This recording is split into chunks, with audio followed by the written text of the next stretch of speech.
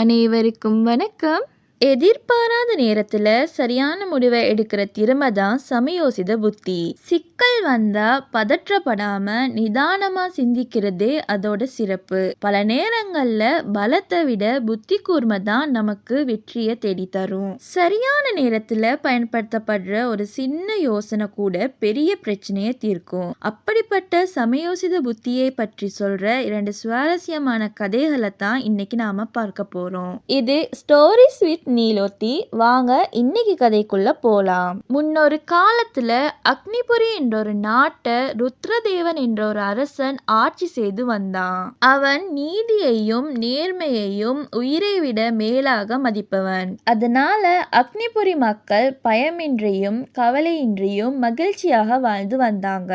ருத்ரதேவன் தனது நாட்டுல உண்மையில என்ன நடக்குது என்பதை அறிய ஒரு வழக்கத்தை வச்சிருந்தான். அவன் அடிக்கடி மாறுவேடம் அணிந்து நாட்டை சுத்தி பார்ப்பான். ஒரு நாள் அப்படி போய்கிட்டு இருக்கும்போது வயல்ல ஒருத்தன் கடுமையா வேலை செய்யறத பார்த்தான். அவனிடம் சென்ற அரசன், நீ பார்ப்பதற்கு கடுமையான உழைப்பாளியாக இருக்கிற. இறைவன் உனக்கு நல்ல வலிமையையும் நீண்ட ஆயுளையும் வழங்கட்டும் என்றான். உழவன் புன்னகையுடன், தாங்கள் என் மீது காட்டிய அன்புக்கு மிக்க நன்றி என்றான். கொஞ்ச நேரம் அந்த உழவனோட பேசிய அரசன், உனது விவசாயத்தில் மாதத்திற்கு எவ்வளவு வருமானம் கிடைக்கிறது என்று கேட்டான். மாதத்துக்கு என்ன 100 வெள்ளிக்காசுகள் கிடைக்கிறது என்றான் உழவன். அப்படியா, அந்த 100 வெள்ளிக்காசுகளை நீ என்ன செய்கிறாய் என்று கேட்டான் அரசன். உழவன் சற்று தயங்கியபடி, ஐயா, என் வருமானத்தை நான் 5 பங்குகளாக பிரித்துக் கொள்கிறேன். ஒரு பங்கு அரசனுக்கு வரியாக செலுத்துகிறேன், இன்னொரு பங்கு நான் பட்ட கடனை அடைக்கிறேன், 3வது பங்கு கடனாக கொடுக்கிறேன், 4வது பங்கு வீசி எறிகிறேன், மீதமுள்ள பங்கை எனக்காக செலவு செய்கிறேன் என்றான். இதை கேட்ட மாறுவேடத்தில் இருந்த அரசனுக்கு ஒண்ணுமே புரியல. என்ன இது, வரி செலுத்துவது புரிகிறது, உனக்காக செலவு செய்வதும் புரிகிறது, ஆனா இந்த கடன் கொடுப்பது, கடனை அடைப்பது, பணத்தை வீசி எறிவது என்றாயே, என்ன என்று கேட்டான். உழவன் சிரித்தபடி சொல்றான், அதற்கான விளக்கத்தை எனக்கு இப்ப கூற முடியாது. ஐயா, நீங்க யாருன்னு எனக்கு தெரியாது, நான் உங்களை இப்பதான் பார்த்தேன். நீங்க பேச்சு கொடுக்கவும் தான் ஒரு மரியாதைக்காக வேண்டி நானும் உங்க கூட பேசுனேன். இதுக்கு மேல என்னோட வருமானத்தை பத்தின விளக்கத்தை கேட்காதீங்க அப்படின்னு உழவன் சொன்னான். அப்போது அரசன் தனது மாறு வேடத்தை கலைச்சான். அரசனை நேரில் கண்ட உழவன் அதிர்ச்சி அடைந்து ருத்ரதேவனை வணங்குனான். மன்னிக்க வேண்டும் அரசே, நீங்க யாருன்னு தெரியாம நான் பேசிட்டேன் அப்படின்னா. அரசன், நீ சொன்ன புதிருக்கான விளக்கத்தை மட்டும் இப்போ சொல்லு அப்படின்னா. உழவனும் பணிவுடன் விளக்க தொடங்கினான். அரசே, என் வருமானத்தில் ஒரு பங்கை என் தாய் தந்தையருக்காக செலவு செய்கிறேன். அவர்கள் என்ன சிறுவயதிலிருந்து வளர்த்து ஆளாக்கியவர்கள். அவங்க எனக்காக செய்ததுக்கு நான் திருப்பி கொடுக்கிற கடன் அது. அடுத்த பங்கு என் மகனுக்காக செலவு செய்கிறேன். எனக்கு வயதான பிறகு என்ன கவனிச்சுக்க போறவன் அவன்தான். அதனால அவனுக்கு கொடுக்கறத தான் எதிர்கால கடனாக கொடுக்கிறேன். 4வது பங்கு என் மகளுக்காக செலவு செய்கிறேன். அவ ஒரு நாள் திருமணம் செய்து வேறொரு வீட்டுக்கு போக போறவ.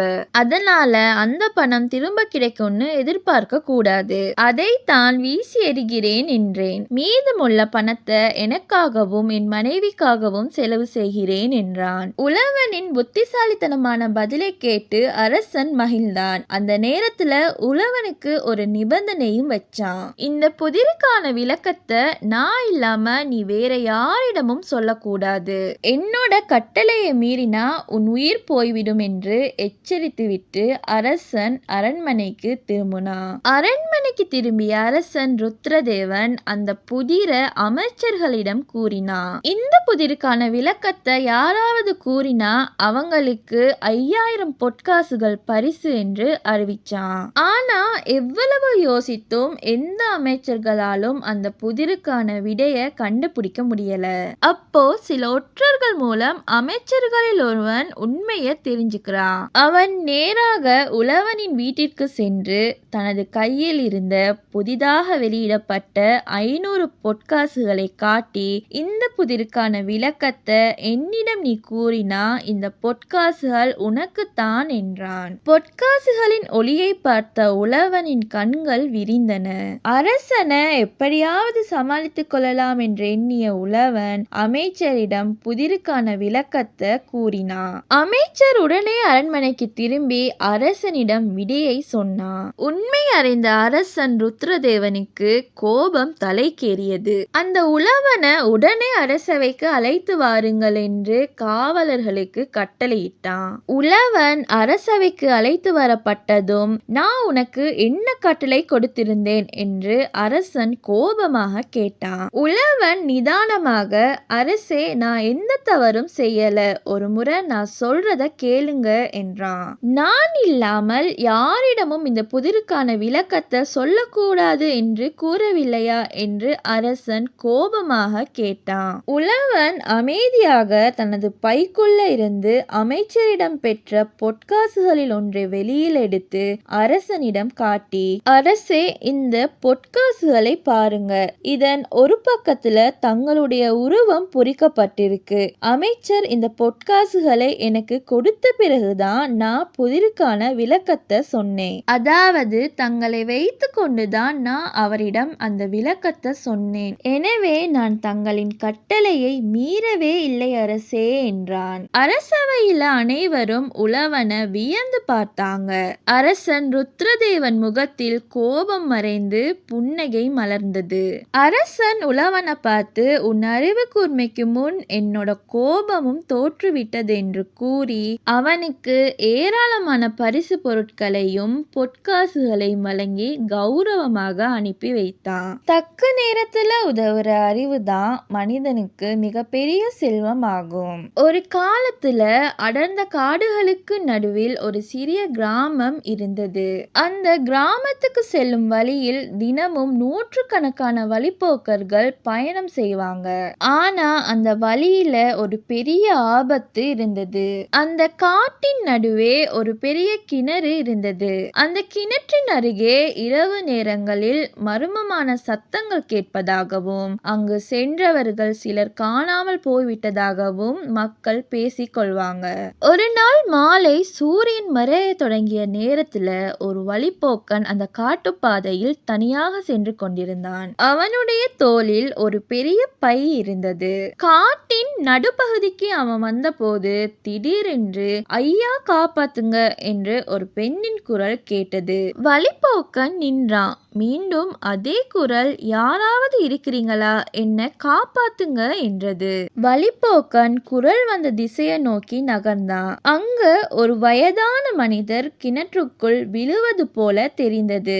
அருகில் சென்று கிணற்றை எட்டி பார்த்தான். அந்த வயதான நபர் நீரில் தத்தளிப்பது போல தெரிந்தது. வழிப்போக்கன், ஐயா கவலைப்படாதீங்க, நான் உங்களை காப்பாத்துறேன் என்று கயிற்றை தேட ஆரம்பித்தான். அப்போது கிணற்றுக்குள் இருந்த வயதானவர் திடீரென்று சிரிக்க ஆரம்பித்தார். வழிப்போக்கன் அதிர்ந்து போனான். கிணற்றை நன்றாக பார்த்தான். அங்க மனிதர்கள் யாரும் இல்லை. அதற்கு பதிலாக கிணற்றின் அடியில் ஒரு மரபொம்மை இருந்தது. அப்படியானால் இத்தனை நேரம் கேட்ட குரல் என்று அவன் யோசித்துக் கொண்டிருந்த போது பின்னால் காலடி சத்தம் கேட்டது. திரும்பி பார்த்தா யாருமே இல்ல.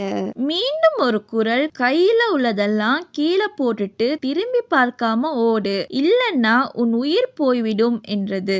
பயத்தில் வழிப்போக்கன் ஓடிவிடுவோம் என்று எண்ணும் போது ஆரம்பத்தில் ஒரு பெண்ணின் குரல், பிறகு வயதான ஒருவருடைய தோற்றம், இப்போது ஒரு ஆணின் குரல் என்று தன்னை சுதாகரித்துக் கொண்டு பையை அந்த கிணற்றுக்குள் போட்டுவிட்டு அங்கிருந்து ஓடுவது போல் ஓரிடத்தில் மறைந்து கொண்டான். அப்போது வழிப்போக்கன் ஓடிவிட்டான் என்று நினைத்து கொண்டு அந்த கிணற்றின் அருகே வந்த 3 கொள்ளையர்கள் இப்போது அந்த பையை எப்படி எடுப்பது என்று ஒருவருக்கொருவர் பேசிக் கொண்டனர். அப்போதுதான் மறைந்திருந்த வழிப்போக்கனுக்கு புரிந்தது. 3 வித்தியாசமான குரல்களில் பேசி இவர்கள்தான் மக்களை பயமுறுத்தி கொள்ளையடிப்பவர்கள் என்று. 2 கொள்ளையர்கள் கயிற்றை பிடித்துக் கொள்ள ஒரு கொள்ளையன் கிணற்றுக்குள் இறங்கினான். அவர்கள் பையை எடுப்பதில் கவனம் செலுத்திய வேளையில் வழிப்போக்கன் மெதுவாக வந்து கயிற்றை பிடித்துக் கொண்டிருந்த கொள்ளையர்கள் இருவரையும் கிணற்றுக்குள் தள்ளிவிட்டான். கிணற்றுக்குள் விழுந்த 3 கொள்ளையர்களும் வழிப்போக்கனை பார்த்து, நாங்க மேலே வந்தோம்னா உன்னை கொல்லாம விடமாட்டோம் அப்படின்னு கூச்சலிட்டாங்க. வழிப்போக்கனோ அத மேல வரும்போது பார்த்துக்கொள்வோம் என்று கூறிவிட்டு அருகில் இருந்த கிராமத்துக்கு சென்று மக்களையும் ஊர் தலைவரையும் அழைத்து வந்தான். கிராம மக்கள் கொள்ளையர்களை பிடித்தாங்க.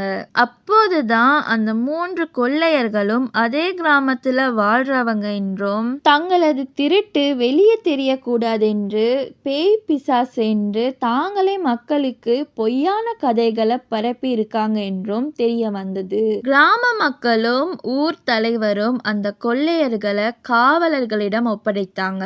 மக்கள் வழிப்போக்கனை பாராட்டி நன்றி செலுத்தினாங்க.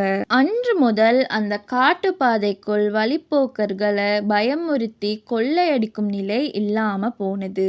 ஆபத்து நேரத்துல பயந்து ஓடாம அமைதியா சிந்திச்சா பெரிய பிரச்சனைகளையும் சமாளிக்க முடியும். நீங்க இந்த கதைகளை பற்றி என்ன நினைக்கிறீங்கன்றத என்னோட கமெண்ட்ல பகிர்ந்துக்கங்க. அப்படியே நம்மளோட சேனலையும் சப்ஸ்கிரைப் பண்ணிக்கங்க. மீண்டும் ஒரு நல்ல கதையோடு உங்க எல்லாரையும் சந்திக்கிறேன். நன்றி.